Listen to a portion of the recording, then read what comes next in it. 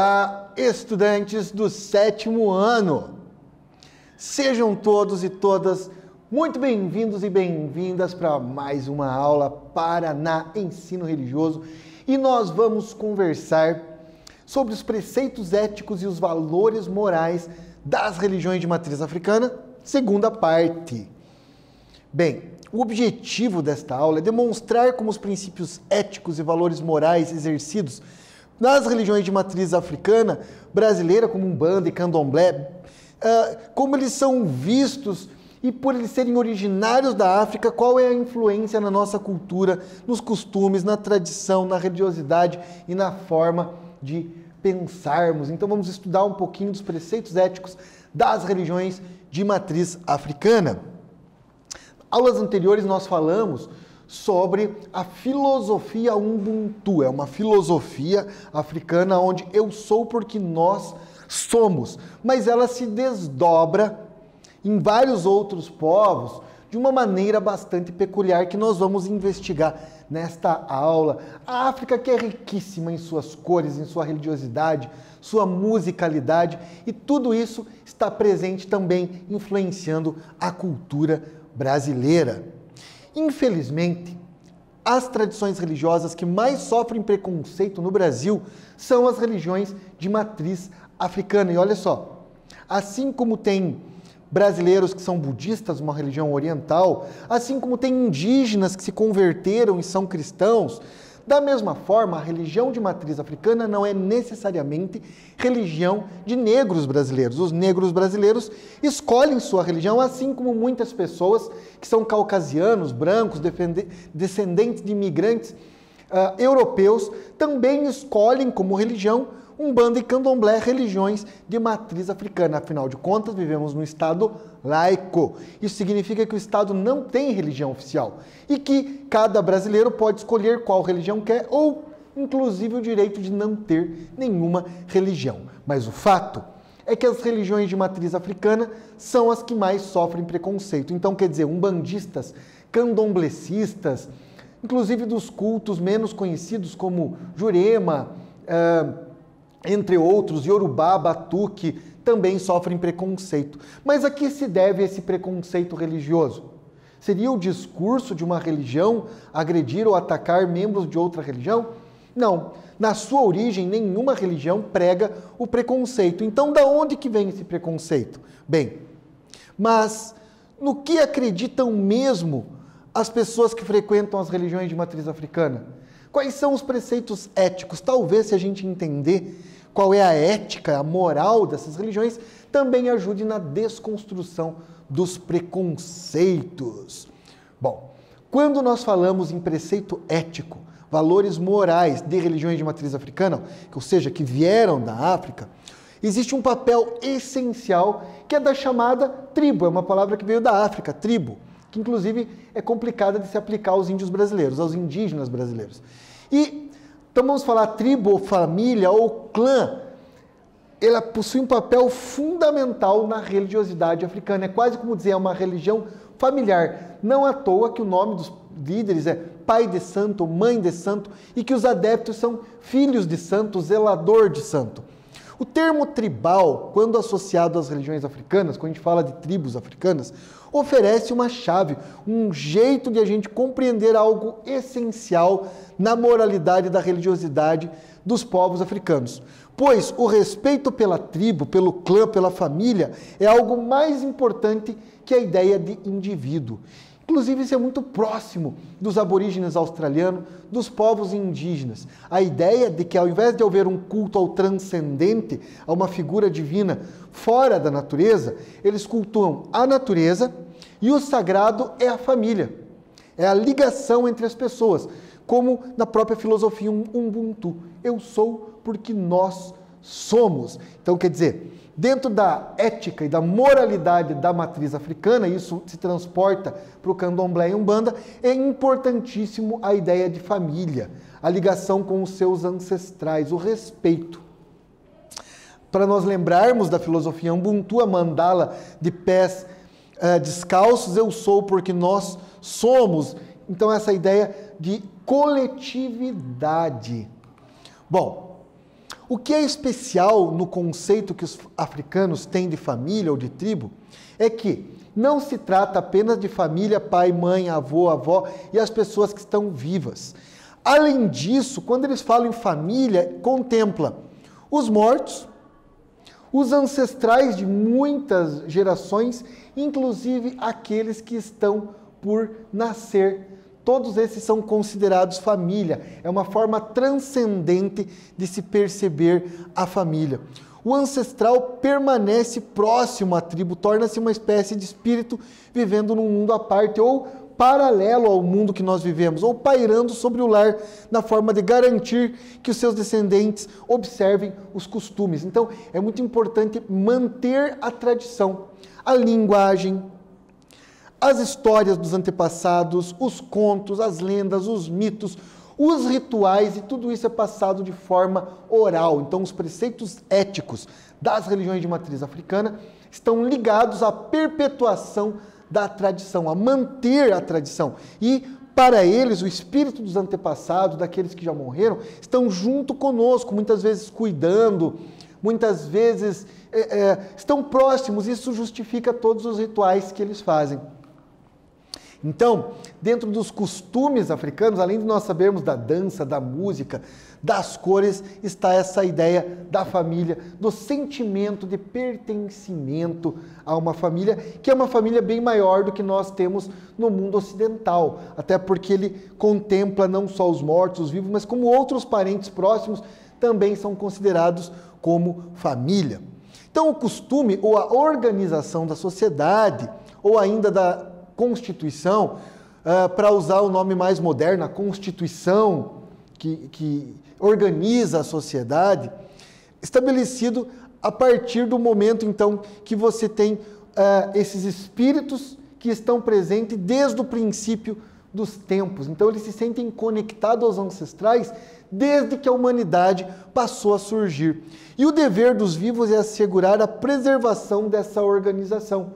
Ou seja, cada região da África tem o seu orixá, seus elementos da natureza, suas cores, tem os seus cantos, um tipo de canto de batuque, as formas de oferenda, os rituais, os hábitos, e tudo isso tem que ser preservado, ao contrário do que o eurocentrismo já pregou, que o povo africano era ágrafo, ou seja, não tinha escrita, e que a sua história estava perdida. A história é mantida por meio da tradição oral.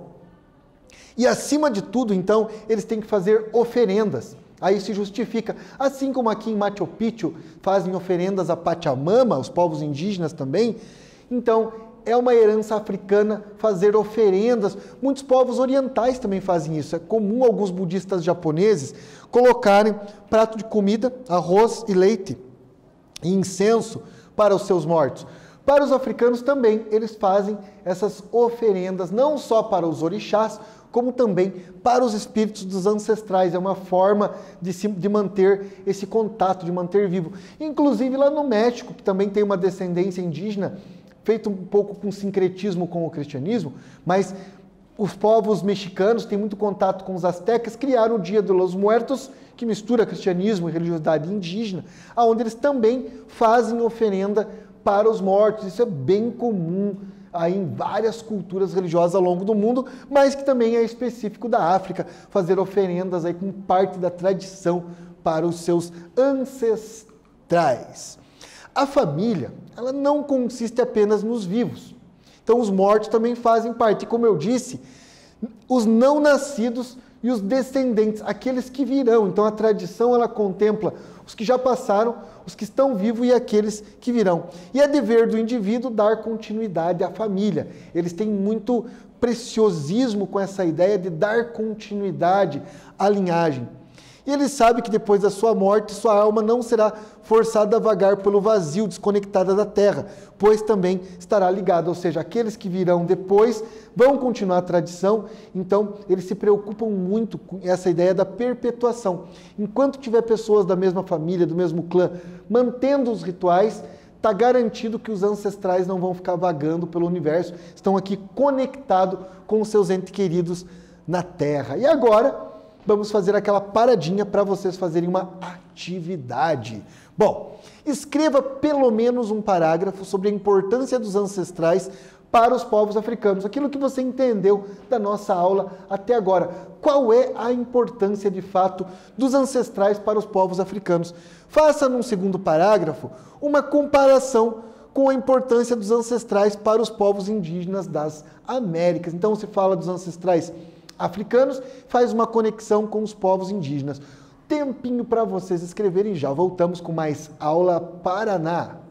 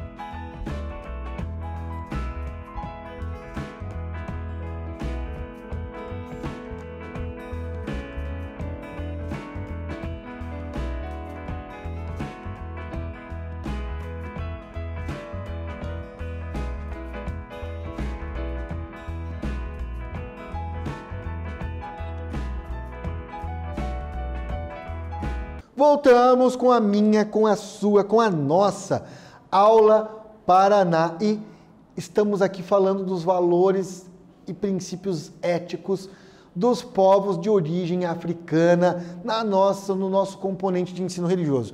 E a atividade foi para você falar da importância dos ancestrais para os povos africanos, ou seja, para eles a conexão é com o espírito dos ancestrais, o que é muito próximo dos povos indígenas. Eles mantêm a tradição oral, contando as histórias que ouviram dos antepassados, passando para aqueles, inclusive, que virão depois de nós, tentando perpetuar uma tradição oral. E os ancestrais são importantes porque eles próprios são aquilo que, em comparação com outras religiões, seriam as divindades. Ao invés de se conectar ao transcendente, alguma divindade, ele se conecta ao espírito dos ancestrais, à própria natureza como um todo. E aí, com isso, eles acabam valorizando tanto os povos africanos como indígenas, os mais velhos. A importância dos anciãos, dos mais velhos para essas culturas é fundamental. E nós deveríamos aprender com eles a respeitar os mais velhos. Então, quer dizer que as culturas africanas que influenciam as religiões de matriz africana no Brasil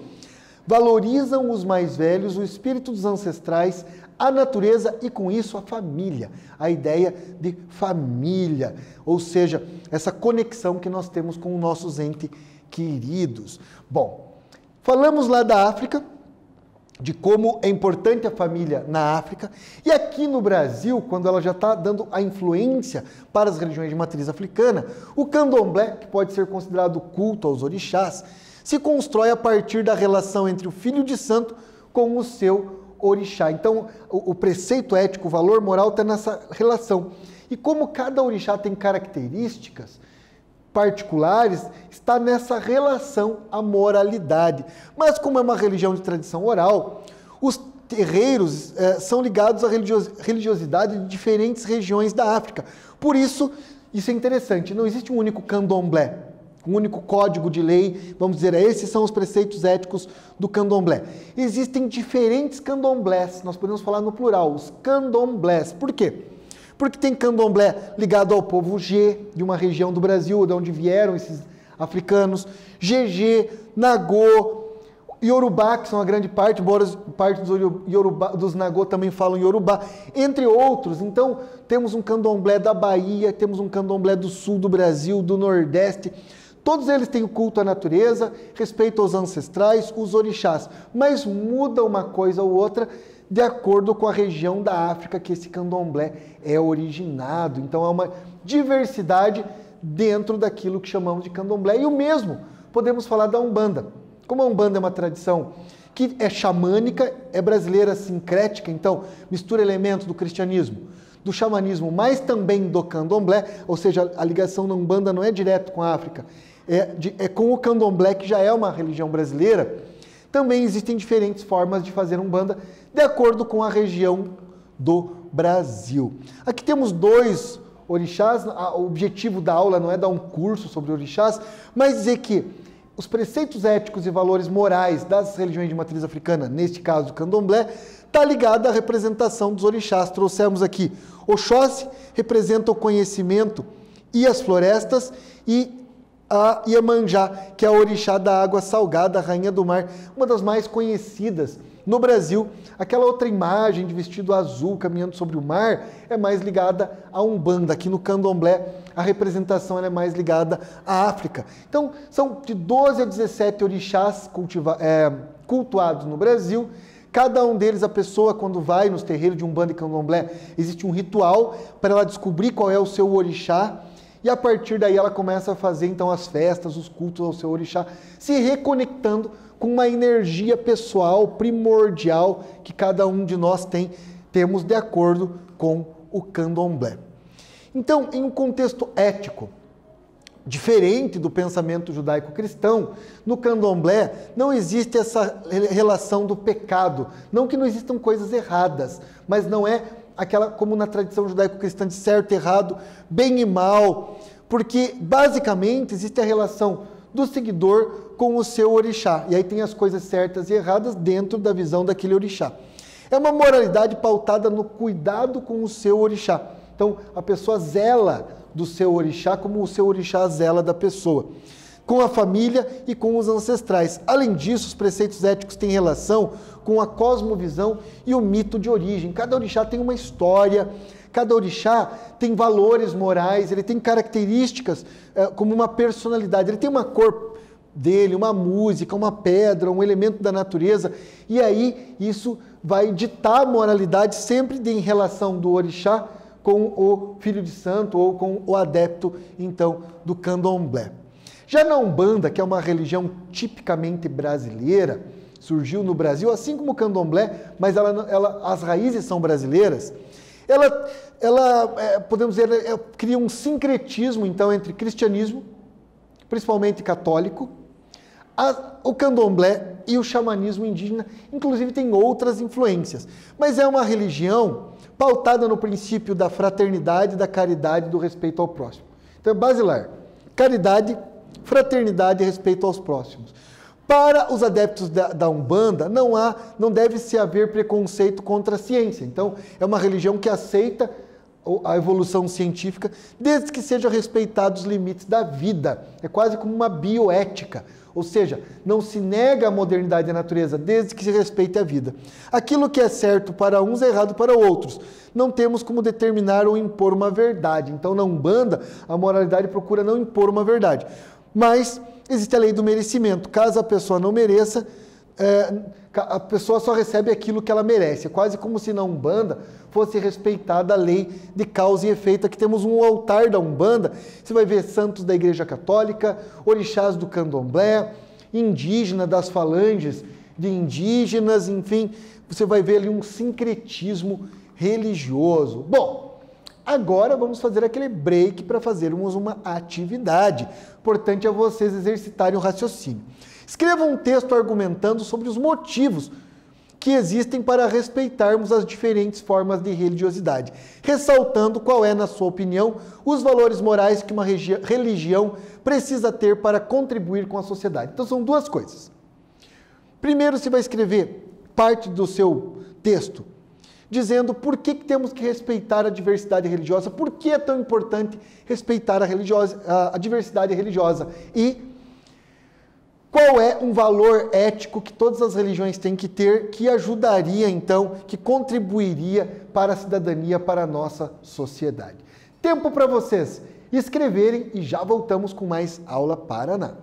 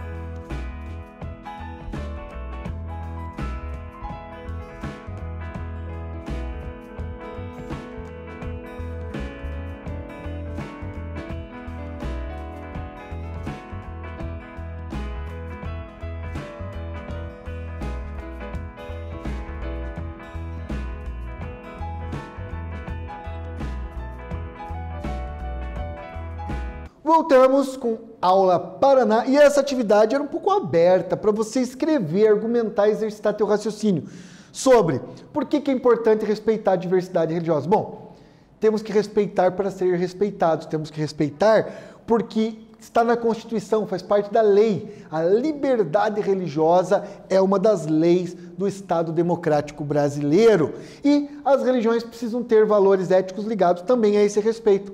Ou seja, você acredita naquilo que é importante na tua religião, mas não pode menosprezar a crença do próximo. Isso que é um Estado laico, não tem religião oficial, mas todos temos o dever de respeitar a religião do outro.